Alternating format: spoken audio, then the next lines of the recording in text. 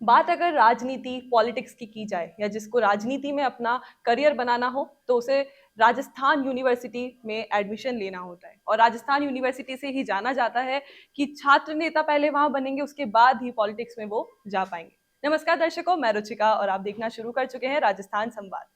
Rajasthan university में भी चुनावों का दौर चालू हो गया है, तो कैसा रहेगा इस साल का चुनावी सत्र, इसके बारे में जानेंगे हम।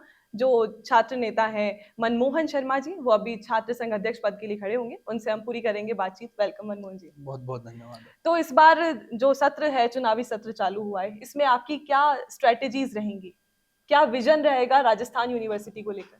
देखो, सत्र तो शुरू हो गया, हमारा विजन तो चेंज होने वाला है नहीं। हम जिन हम्म। मुद्दों को लेके पहले से सालों से संघर्षरत हैं, जिन मुद्दों पे पहले बात करते आए हैं, काम करते आए हैं, जिनको सुधारने की कोशिश करते आए हैं, निरंतर उन्हीं को लेके आगे बढ़ेंगे। जी। इसमें तो कोई दोहराए वाली बात है नहीं। ऐसा तो है नहीं कि भाई साल सत्र शुरू हुआ है और हमारा कुछ मुद्दा ही चेंज हो जाएगा या कुछ नई कोई उमंग जाग जाएगी। ऐसा तो कुछ चीज है नहीं। पहले के जो मुद्दे हम जो उठाते आए हैं, बालिकाओं की सुरक्षा को लेके, विश्वविद्यालयों में बाहरी लोगों के इंटरफेयर को लेके, विश्वविद्यालय की स्थिति को सुधारने को लेके, छात्रों के लिए पढ़ाई का, शिक्षा का माहौल वहां पे पैदा हो, ऐसी हम मांग उठाते आए हैं शुरुआत से। तो जी। उन्हीं मांगों को लेके हम अभी भी संघर्ष कर रहे हैं और उन्हीं मांगों की बात हम निरंतर करेंगे और आगे भी उसी मुद्दे को लेके हम कार्य करेंगे। अगर छात्रों ने मौका दिया तो हम उनमें पूर्ण रूप से सुधार करने की, छात्रों को पूरी हम इस बात की गारंटी लेते हैं, पूरी जिम्मेदारी के साथ। देखिए, ये आपने बहुत सही बात बोली कि आपने अपनी प्राथमिकता छात्रों को दी है। राजस्थान यूनिवर्सिटी कहने को बहुत बड़ी यूनिवर्सिटी है, लेकिन अभी भी देखते हैं वहां पे कि एडमिनिस्ट्रेशन डिपार्टमेंट जो है उसका कहीं ना कहीं विवाद छात्रों के साथ में है, टीचर्स का छात्रों के साथ में विवाद है। इस पर आपका क्या कहना है? आप इस मैटर को कैसे सॉर्ट आउट करेंगे? देखिए, राजस्थान विश्वविद्यालय प्रदेश का सबसे बड़ा विश्वविद्यालय है। जी। और एक भी मैं आपको एक सूचना दूं, एक जानकारी बताऊं कि पूरे देश के टॉप 100 विश्वविद्यालयों में से राजस्थान का एक भी कॉलेज या विश्वविद्यालय नहीं है। हम्म। ये राजस्थान के लिए एक बहुत बड़ी शर्म की बात है।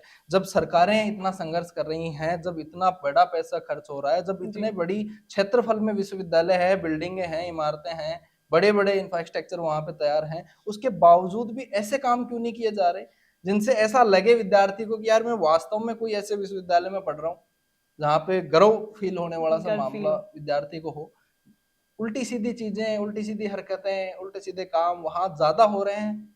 जो चीजों पे ध्यान देना चाहिए विश्वविद्यालय प्रशासन को मान लीजिए या छात्र नेताओं को मान लीजिए, उन चीजों को साइड में रख के केवल दिखावे की राजनीति पे जो आज छात्र राजनीति आके टिक गई, केवल और केवल दिखावे की चीज पे, वो थोड़ा सा कहीं ना कहीं छात्रों के लिए भी अच्छी नहीं है और छात्र नेताओं के लिए भी मैं मानता हूँ कि अच्छी नहीं है। देखिए, इन दिनों राजस्थान यूनिवर्सिटी में अगर कोई भी जाता है, प्रवेश करता है, तो वो जाते ही देखता है कि जहां पर इंफॉर्मेशन बोर्ड लगे होते हैं वहां पर पोस्टर्स लगे हुए हैं।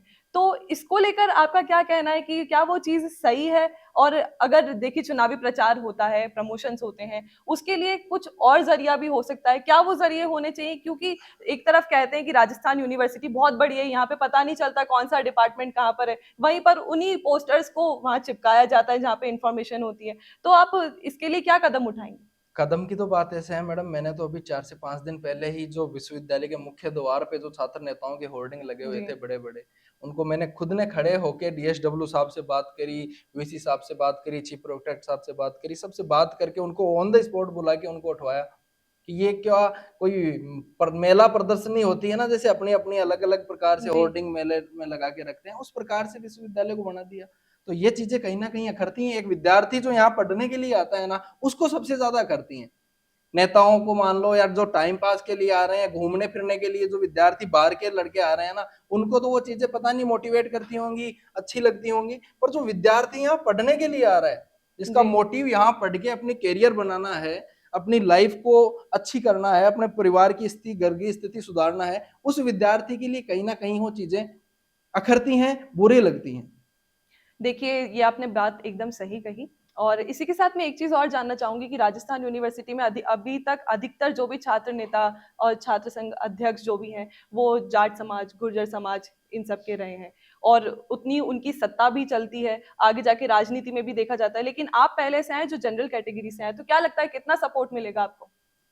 देखिए मैडम, जातिवाद को मैं तो मेन रूप से तो वैसे मानता नहीं हूँ, पर इस विश्वविद्यालय में इन्हीं छात्र नेताओं ने, इन्हीं छात्र नेताओं के पूर्व छात्र नेताओं ने जातिवाद का जहर विद्यार्थियों में इस कदर घोल दिया कि वो जात के अलावा कुछ बात ही नहीं करते।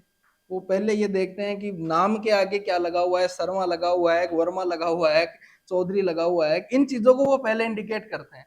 ये क्या किया, ये कुछ पहले के छात्र जो अध्यक्ष रहे, पदाधिकारी रहे, जो चुनाव लड़े, उन लोगों ने इतना भयंकर रूप से उनके अंदर इस चीज को घोल दिया कि आज भी वो इसी चीज को मानते हैं।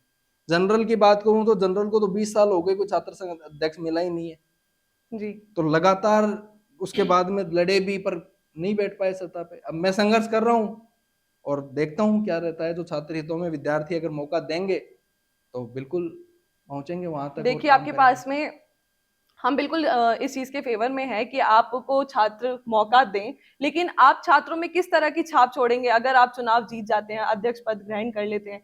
फिर किस तरह से आप चाहते हैं कि आपको छात्र, छात्र शक्ति और इवन प्रशासन और टीचर्स, एडमिनिस्ट्रेशन ये सब याद रखें? देखिए, मैं राजनीति में मैं अपने खुद को चमकाने के लिए राजनीति नहीं कर रहा। खुद को चमकाने के लिए अगर मैं राजनीति कर रहा होता तो मैं भी अपना समय इन भाई साहबों के धोख लगा के देता, इन बड़े बड़े भूमाफियाओं के धोख लगा के देता। मैं छात्रों के बीच में रह के काम कर रहा हूँ, छात्रों के लिए काम कर रहा हूँ। मैं राजनीति करने के लिए, केवल मेरा नाम चमकाने के लिए मैं राजनीति नहीं कर रहा हूँ। मैं राजनीति में इसलिए आया हूँ कि मैं इस स्थिति को, जो छात्र आज परेशान है, जो युवा आज मतलब डिप्रेशन में घूम रहा है, उन चीजों से मैं जितना निजात में, देखो अकेला आदमी दुनिया तो नहीं बदल सकता, पर मैं जितने लोगों का भला कर सकता हूँ मेरे द्वारा, या मैं जितने लोगों की जीवन में कुछ खुशी ला सकता हूँ, मैं उसकी भरपूर कोशिश आज भी करता हूँ, पहले भी करता था और भविष्य में भी करूंगा। मैं एज ए कैरियर राजनीति कर रहा हूँ मैडम। मेरी कोई खानदानी, कोई बापूती नहीं है कि मेरे कोई पीढ़ियों से दर पीढ़ियां चली आ रही हैं, या मैं कोई लैंडलॉर्ड परिवार से हूँ कि घर वालों ने पैसे देके भेज दिया कि जा तो 1 बीघा बेच देंगे, तो चुनाव लड़ ले। मैं ऐसी स्थिति में बिल्कुल भी नहीं हूँ। मैं अपने दम पे यहाँ पे संघर्ष कर रहा हूँ, खुद कमाता हूँ, खुद सारी चीजें अपनी खाना पूर्ति करता हूँ और फिर अपने चुनाव लड़ रहा हूँ। जो भी मेरे परिचित हैं, जो भी मेरे लोग हैं, उनको सबको पता है, इस बात में कोई छुपाने वाली बात नहीं है। मैं अपने दम पे राजनीति कर रहा हूँ, एज ए कैरियर राजनीति कर रहा हूँ। और राजनीति में मेरे आने का मकसद ये नहीं है कि मैं अपने खुद का नाम चमका लूं, या मैं केवल अपनी तड़क भड़क दिखा के यहाँ से निकल के अपनी विधानसभाएं पकड़ लूं। ऐसा मेरा बिल्कुल मोटिव नहीं है। मैं राजनीति छात्रों के लिए करने आया हूँ, मैं राजनीति इस प्रदेश के लिए करने आया हूँ, मैं राजनीति इस देश के लिए करने आया हूँ। देखिए, बहुत बड़ी बात बोली कि राजनीति करियर तो है ही, लेकिन राजनीति में जो प्रवेश किया है वो सिर्फ और सिर्फ जनहित के लिए इन्होंने किया है। और लगातार हम देखते हैं कि छात्र नेता जो हैं वो आते हैं, बड़ी बड़ी बातें करते हैं, लेकिन आज जो ये बात हुई है कि आने वाले साल में जो चुनाव होंगे उससे किस तरह से राजस्थान यूनिवर्सिटी में परिवर्तन आएंगे, चेंजेस आएंगे, किस तरह से एडमिनिस्ट्रेशन डिपार्टमेंट और जो डिजिटलाइजेशन की तरफ बढ़ रहे हैं सारी यूनिवर्सिटीज, उस तरह ही राजस्थान यूनिवर्सिटी भी बढ़ेगी। इसके लिए सभी छात्र नेता काम कर रहे हैं। और कैसा लगा आपको हमारा ये वीडियो? आप वीडियो देखने के लिए आपका बहुत बहुत धन्यवाद सर। बहुत धन्यवाद आपका हमारे साथ इस डिस्कशन में जुड़ने के लिए। और ऐसे वीडियोस के लिए देखते रहिए राजस्थान संवाद। हर साल हजारों छात्र परीक्षा की तैयारी के लिए smart solved papers 1 week series पढ़ते हैं और उन्हें परीक्षा में बहुत अच्छे अंक मिलते हैं। कई छात्र विश्वविद्यालय से किताबें भी नहीं खरीदते हैं और केवल 1 सप्ताह की श्रृंखला के साथ अध्ययन करते हैं और वे बहुत आसानी से पूरे नॉलेज और इन्फॉर्मेशन के साथ परीक्षा पास कर सकते हैं। यदि आप राजस्थान के किसी भी विश्वविद्यालय में पढ़ रहे हैं और अपनी वार्षिक या फिर सेमेस्टर परीक्षा की तैयारी करना चाहते हैं तो smart solved papers 1 week series आपके लिए एक अच्छा विकल्प है।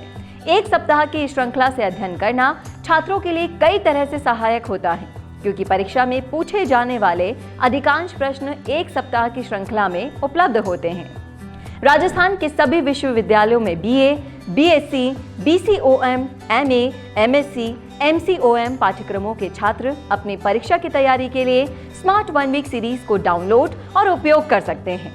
BA, BSc और BCom जैसे सभी UG पाठ्यक्रमों के लिए स्मार्ट 1 वीक सीरीज जारी कर दी गई है। ये सभी सीरीज विश्वविद्यालयों द्वारा सत्र 2021 से 22 के लिए जारी पाठ्यक्रम के आधार पर तैयार की गई है।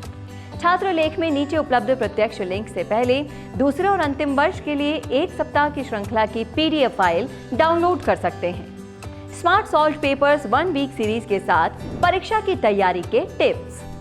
पढ़ाई के समय का स्केड्यूल बनाएं, समय का सदुपयोग करें, हर पेपर के सिलेबस को समझें, रिवीजन के लिए नोट्स बनाएं, त्वरित तैयारी के लिए 1 सप्ताह की श्रृंखला का प्रयोग करें, पिछले वर्ष के प्रश्न पत्रों और मॉडल पेपर्स को हल करें। परीक्षा की तैयारी के लिए और अच्छे अंकों से पास होने के लिए smart solved papers 1 week series खरीदें और सभी को सलाह भी दें।